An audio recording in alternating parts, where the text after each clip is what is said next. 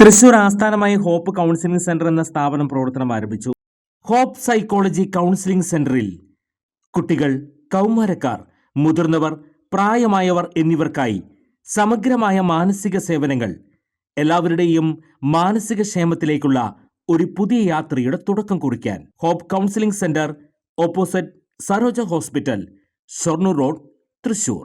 സാമുദായിക നേതാക്കളെ വിമർശിക്കുന്നവരല്ല കോൺഗ്രസുകാരെന്ന് കെ മുരളീധരൻ. വെള്ളാപ്പള്ളി എല്ലാ രാഷ്ട്രീയക്കാരെയും വിമർശിക്കാറുണ്ട്. സമുദായ നേതാക്കൾ വിളിക്കുമ്പോൾ എല്ലാവരും പോകാറുണ്ട്. NSSന്റെ ചടങ്ങിൽ കൂടുതൽ കോൺഗ്രസ് നേതാക്കളാണ് പങ്കെടുക്കാറുള്ളത്. രമേശ് ചെന്നിത്തല മുഖ്യമന്ത്രിയാകാൻ യോഗ്യൻ എന്ന പരാമർശം ചർച്ചയാക്കേണ്ടതില്ലെന്ന് കെ മുരളീധരൻ പറഞ്ഞു. 2016 തെരഞ്ഞെടുപ്പിൽ ജമാഅത്തെ ഇസ്ലാമിയുടെ പിന്തുണ ലഭിച്ചിരുന്നുവെന്ന് കെ മുരളീധരൻ പറഞ്ഞു. കുമ്മനം രാജശേഖരനായിരുന്നു അന്ന് എതിർ സ്ഥാനാർത്ഥി. 2019 മുതൽ അവരുടെ പിന്തുണ ദേശീയ അടിസ്ഥാനത്തിൽ കോൺഗ്രസിന് ലഭിക്കുന്നുണ്ടെന്ന് അദ്ദേഹം വ്യക്തമാക്കി. 2019 മുതൽ വെൽഫെയർ പാർട്ടി പിന്തുണയും കോൺഗ്രസിനാണ്. ദേശീയ നയത്തിൽ എടുത്ത തീരുമാനമാണ്. BJPക്ക് ബദൽ കോൺഗ്രസ് എന്ന നിലപാടിൽ എടുത്ത നയമാണിതെന്നും ഈ നയത്തിന്റെ ഭാഗമായി കോൺഗ്രസ് മുന്നണിയിലുള്ള CPIMന് തമിഴ്നാട്ടിൽ പിന്തുണ നൽകിയെന്നും കെ മുരളീധരൻ പറഞ്ഞു. മൻമോഹൻ സിംഗിന്റെ വിയോഗത്തിൽ കെ മുരളീധരൻ അനുശോചനം രേഖപ്പെടുത്തി.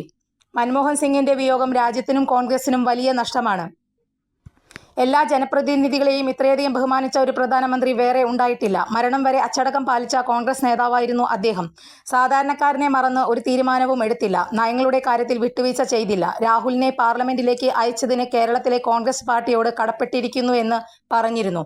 കോൺഗ്രസിന് തുടർഭരണം ലഭിച്ചിരുന്നെങ്കിൽ മൻമോഹൻ സിംഗ് തന്നെ പ്രധാനമന്ത്രിയാകുമായിരുന്നുവെന്ന് കെ മുരളീധരൻ പറഞ്ഞു. കൂടുതൽ വാർത്തകൾക്ക് ഞങ്ങളുടെ ചാനൽ സബ്സ്ക്രൈബ് ചെയ്യുക. ഫേസ്ബുക്ക് ഫോളോ അപ്പ് ചെയ്യുക. വാർത്തകൾ വേഗത്തിലറിയാൻ Anytime News.